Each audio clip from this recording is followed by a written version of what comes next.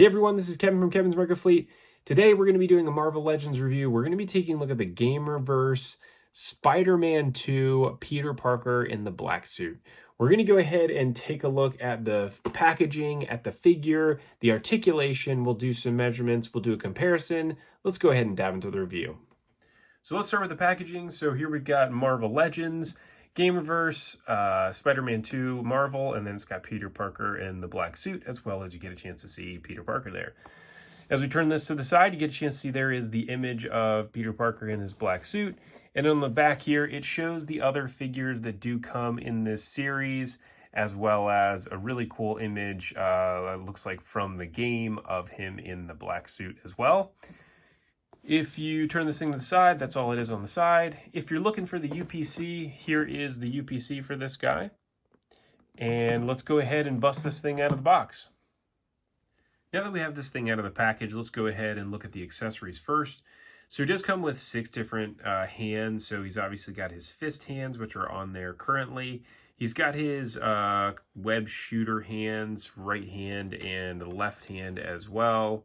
And then he also has this other version of his hands where both hands are splayed open like that. And then it does come with this symbiote string, I'm guessing, or web, whatever you want to call it.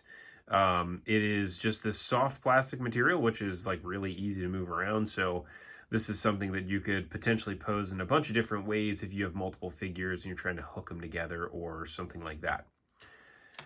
Now, looking at this from a deco perspective and really just the appearance, I mean, this thing looks amazing. So I don't know a whole lot about the Spider-Man 2 game. I'm not really a gamer. I'm really just a toy collector that enjoys some of these cool toys. And so it was one of the things that popped out at me the first time when I actually saw this in person was all of the different detailing and the texture in the arm. So, you know, for me, I was expecting to see, you know, a black suit Spider-Man that had the black suit relatively form-fitting-ish, if you want to call it that, kind of like we might see on a Venom. But this one obviously is not. So it's got a bunch of different like texture here on the back of the head that almost looks like hair, as well as here on the side of the legs. And it does actually look just really, really cool. Plus, you've got obviously a big spider there on the front, and then his head does look really nice as well. So let's go ahead and run through articulation on this guy. So with his head, the head actually is just on a ball joint, so it has a little bit of movement forward and back, but it obviously doesn't have the neck joint there to really get the head down. So I guess that is what it is. On the arm here, you do have that shoulder actually that moves out. You have the swivel at the top of the bicep. You've got a double elbow joint here. And then you also have the ability to bend the wrist there with that hinge. There is obviously some diaphragm movement here, which you can see. And then he does have an ab crunch on there too, so you can kind of get him bent forward quite a bit. As we get down to the legs, he does have a kind of like almost a double hip joint. As I was moving this thing around, it did feel like it kind of popped out of there. He's got a swivel there at the top of the quad.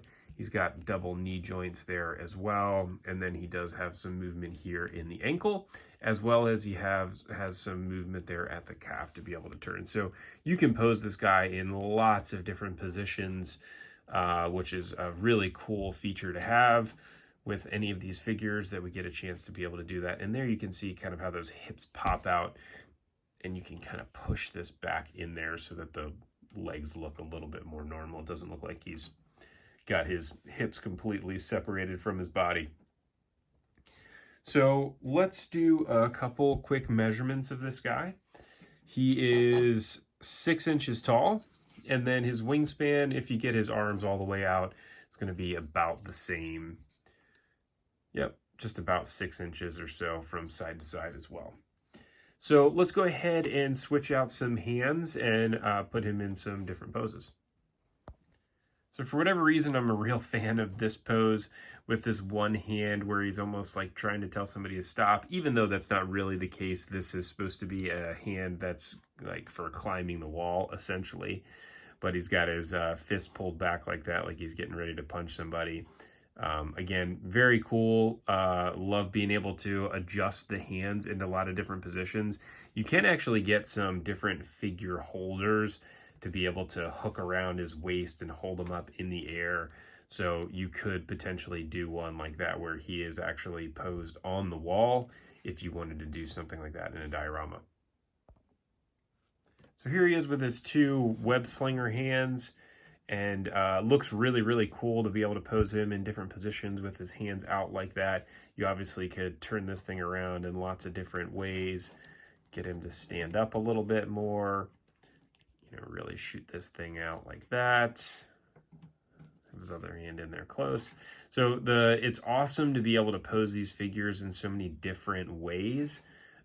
Especially considering having the different hands on there too. So you can really make a diorama or a scene out of this if you wanted to, if you have multiple figures from this series. Now I did want to show a comparison here of, this is the Spider-Man 2 Black Suit Spider-Man versus the 2099 Miles Morales from the same series. And very cool to see the total difference in the type of figure design and the head sculpt and all of that. The 2099 version looks really, really cool. I picked it up just because it looks so cool. And I did want to also compare this to another version of Spider-Man, which I have, which is actually the version that came here a couple series ago. That's actually the 2099 version also. So cool to see them all compared together. And then finally, I wanted to do one last comparison of a Black Suit Spider-Man relative to Venom and another, obviously, symbiote. So this is the 35th anniversary Venom, and this is not the Spider-Man 2 version. The Spider-Man 2 version is way bigger than this guy, but very cool to be able to see these two compared next to one another, just because similar type of design, and I love this black suit version of it. So that is all I've got here for your review. If you like this, please go ahead and like and subscribe. You can also check out a bunch of different links to products in the description below.